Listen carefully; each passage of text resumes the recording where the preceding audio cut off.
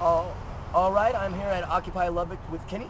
That's right. And Kenny, when did you become a member of the Occupy movement? Back in October, we actually it might have been September. We had an organizing meeting at J&B Coffee. Actually, two organizing meetings, and then we started our occupation here 24/7 on October 15th. And before that, we cooked up a bunch of food and took it over to Tent City, which is where Lubbock's homeless tend to be. I was here. Were you somewhat instrumental in getting that started too? Well, I really do believe Occupy is a leaderless movement.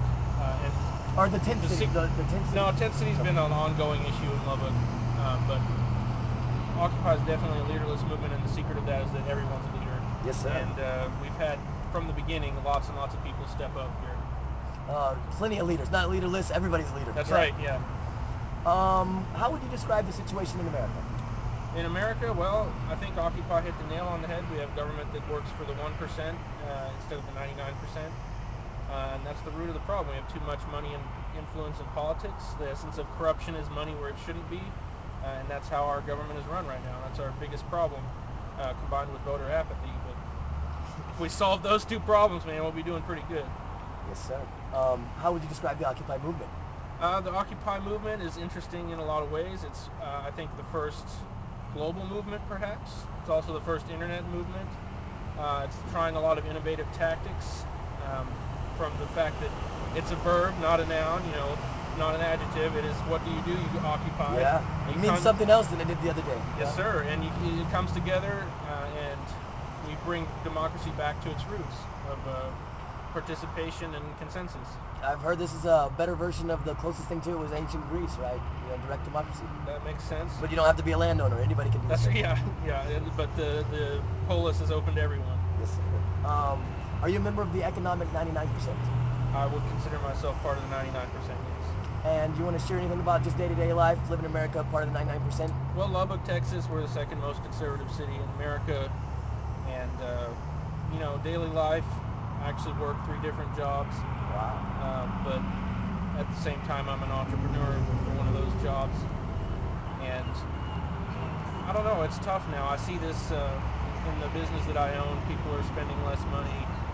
People are really just looking out for the basics. People are still hurting right now. I know people that work a couple jobs and can't make ends meet at the end of the month. So definitely tough to support a family these days. Gone are the days where you could have one person in the household work full time and support a family. You're right. In my own life, it's definitely true. Speaking of having 3 jobs, you are running for some sort of office. Yeah, I'm also a candidate for Lubbock County Democratic Party chair here in Lubbock, Texas. I've been active in Democratic politics for a while, but I've been really excited about the Occupy movement, and I want to bring the ideas from the Occupy movement into the Lubbock County Democratic Party, and I want to not bring the Occupy movement to the Democratic Party, but bring the Democratic Party to the Occupy movement. Maybe you actually represent some people in that. Yes, sir.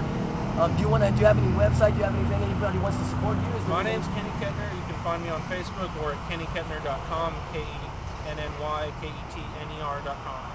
Good deal. Kenny, how long do you plan to be a supporter of the Occupy movement? Until it's finished. Good deal. Until we reach the conclusion of this. Don't know what the future will hold, but here in Lubbock, we're going to make it through the winter just fine. We've had some drama, of course, which you've probably heard about from other interviewers, everything from a generator being stolen, tent being slashed, garbage thrown, airsoft guns, real guns. We did hear about that one. Yes, sir. So, but we're going to make it just fine here in Lubbock. Good deal. Do you have a favorite story or experience having to do with Occupy that's special to you that you'd like to share with us? Well, I think just from the very first organizing meeting we had, and I've been pretty active in Lubbock politics for about 8 years now. I didn't know a single person when I walked in the door that very first time. So what I'm seeing with Occupy is new people come out and become active. And that's really special and really important. So I think that's meeting new people who have never been involved in politics before. That's the best thing. You're talking to one of them. I'm the first-time activist, and me and many others like me are in the middle of all this. Oh, well, keep it up. Thank you. It's greatly appreciated. No, and it's nice to somebody who's been doing this before to say those types of things and affiliate themselves. You're welcome. It's definitely nice to see.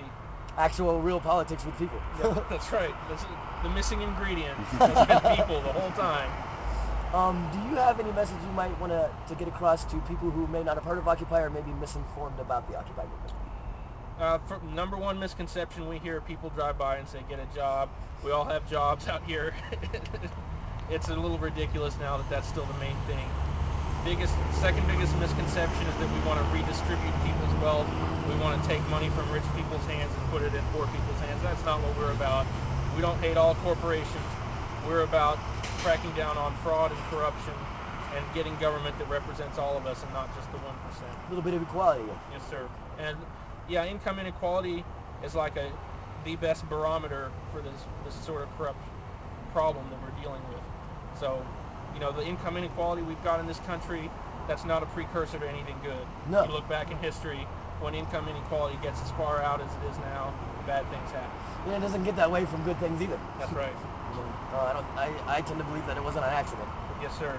Do you have any message you would like to share with your fellow Occupy movement brothers and sisters across Texas and the world? Well, special shout out to Occupy Amarillo. I have family connections now to Amarillo, so through in-laws. So I love Occupy Amarillo too. Best wishes to Occupy Amarillo and all the other Occupies in Texas. Y'all are great. Keep up the good work. Thank you very much, Kenny. Yes, sir. Occupy Lubbock, and another shout out to Ricker and Crystal and everybody at Occupy Amarillo. We love you guys.